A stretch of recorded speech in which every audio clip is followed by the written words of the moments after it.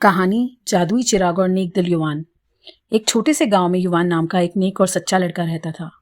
वह पढ़ाई में बहुत होशियार था और सभी बड़े बुजुर्गों का आदर करता था।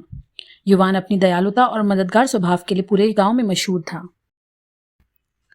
एक दिन युवान अपनी बकरियों को चराने के लिए जंगल ले गया। वहां उसने एक पत्थर के पास धूल और मिट्टी से भरा हुआ कुछ देखा। उसे कुछ समझ नहीं आया ये क्या है। उसने सोचा ये अजीब सी दिखने वाली चीज आखिर में है क्या। उसने उसे उठाया और उसे समझ आया ये तो शायद चिराग है। उसने सोचा यह चिराग किसका हो सकता है, कहीं इसे कोई भूत तो नहीं ले आया। युवान ने चिराग को उठाया और उसे साफ करना शुरू किया। जैसे ही उसने चिराग को पोंछा, अचानक उसमें से एक जादूगर प्रकट हुआ। जादूगर को देखकर युवान डर गया, लेकिन जादूगर ने मुस्कुराते हुए कहा, डरिए मत, मैं इस चिराग का जादूगर हूँ। मैं केवल नेक और साफ दिल इंसानों के पास ही जाता हूँ और उनकी सेवा करता हूँ। आपकी जो भी ख्वाहिशों में पूरी करूंगा, पर ध्यान रखिए कि चिराग के कुछ नियम हैं। जादूगर ने युवान को चिराग का नियम समझाते हुए कहा, आप इस चिराग से दिन में केवल एक ही ख्वाहिश मांग सकते हैं, लेकिन ध्यान रखिए अगर यह चिराग किसी लालची इंसान के हाथ में लग गया या मुझसे कोई ऐसी ख्वाहिश मांगी गई जिससे कोई किसी का नुकसान हो तो मैं उस ख्वाहिश को पूरी नहीं करूंगा। इसके साथ ही उस स्थिति में मैं इस चिराग से हमेशा के लिए गायब हो जाऊंगा। युवान ने विनम्रता से कहा, अभी मुझे किसी भी चीज़ की ज़रूरत नहीं है, लेकिन अगर मुझे कभी भी किसी चीज़ की ज़रूरत होगी तो मैं तुम्हें बुलाऊंगा। मैं चाहता हूँ अगर मुझे कुछ अच्छा काम करने का मौका मिले तो उससे मैं लोगों की मदद करूँ। इसीलिए मैं तुम्हें निवेदन करता हूँ कि अगर मुझे किसी चीज़ की ज़रूरत होगी तो तुम आ जाना। इतना बोलते ही जादूगर वापस अपने चिराग में चला गया। कुछ दिन बाद मंदिर जाते हुए युवान ने देखा कि मंदिर के बाहर कई गरीब लोग भूखे बैठे थे। उसने सोचा इनकी मदद करनी चाहिए। वो मन में सोचने लगा, ना जाने ये लोग कितने दिन से भूखे होंगे, इन्होंने भरपेट भोजन खाया भी होगा या नहीं। क्यों ना जादूगर को बुलाकर इन गरीबों की सहायता करने के लिए उससे भोजन मांगूं। युवान वापस से जंगल में चिराग को छुपते छुपाते ले गया।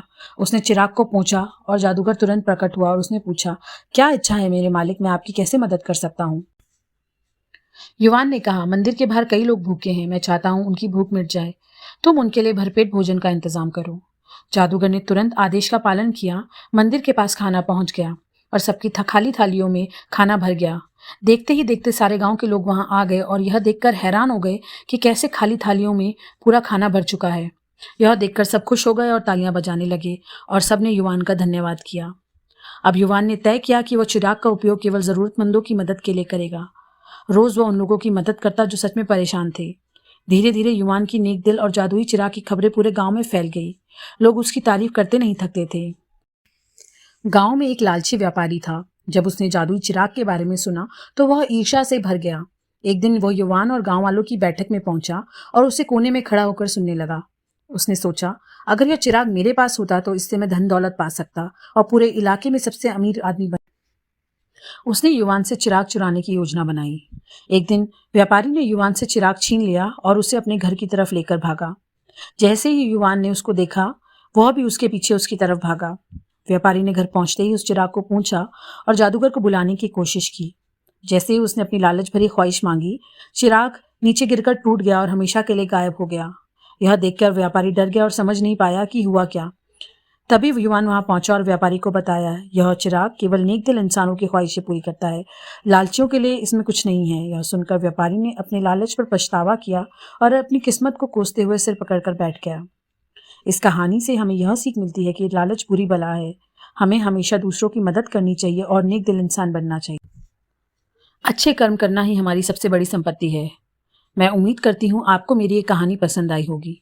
अगर आपको ये कहानी पसंद आई है तो प्लीज़ मेरे चैनल को लाइक करिए, शेयर करिए और सब्सक्राइब करिए। Thank you.